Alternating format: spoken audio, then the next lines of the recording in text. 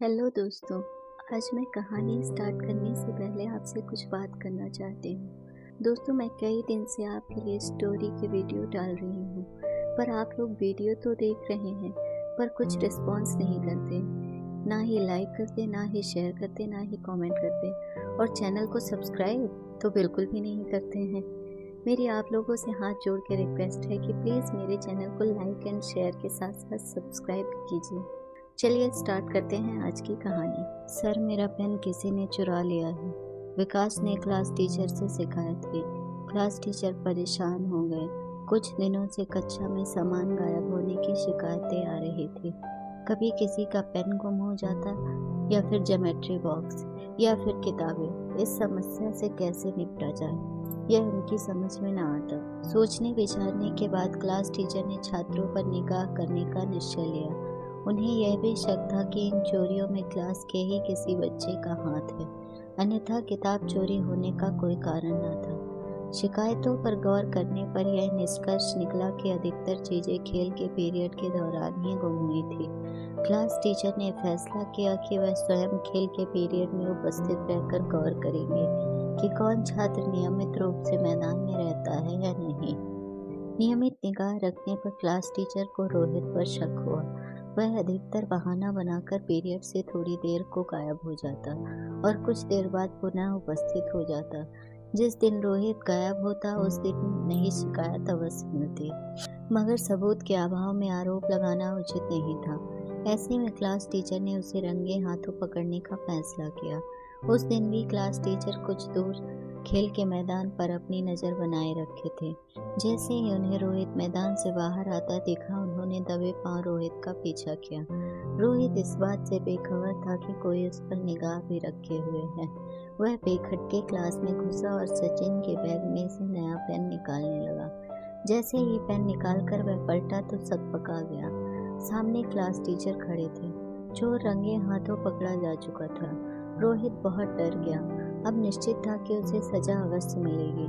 मेरे साथ मेरे कमरे में आओ, क्लास टीचर ने कहा। रोहित सिर झुकाए चल पड़ा। अपमान की पीड़ा उसके मुख पर स्पष्ट दिखाई दे रही थी। रोहित को अपनी माँ की उस वक्त बहुत याद आई।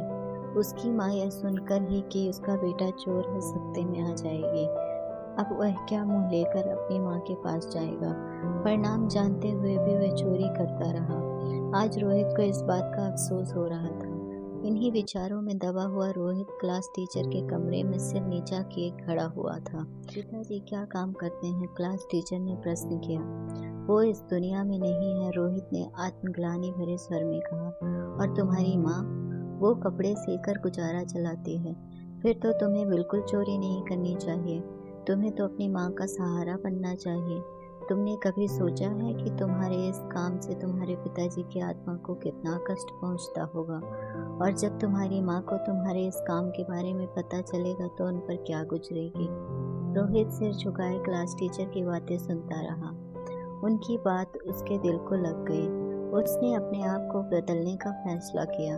मैं तुम्हें चेतावनी देता हूँ, यदि तुम्हारे बारे में मुझे अब कोई शिकायत मिली तो मैं तुम्हारी माँ से मिलूंगा, क्लास टीचर ने कहा।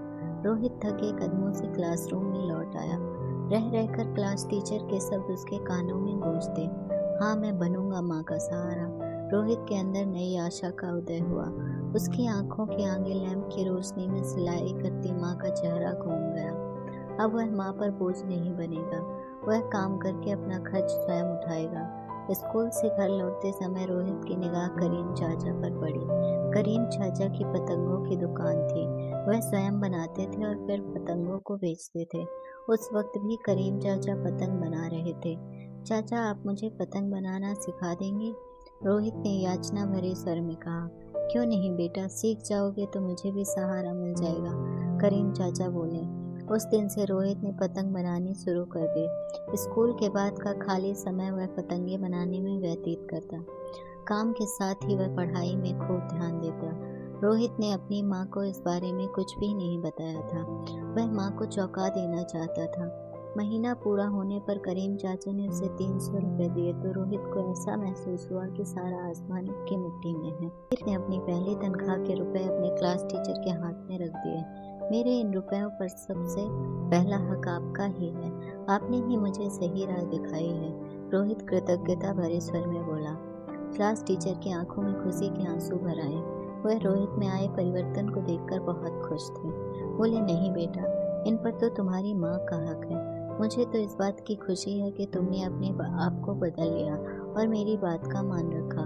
रोहित ने क्लास टीचर से विदा ली। घर जाते समय उसके कदम जमीन पर नहीं पड़ रहे थे।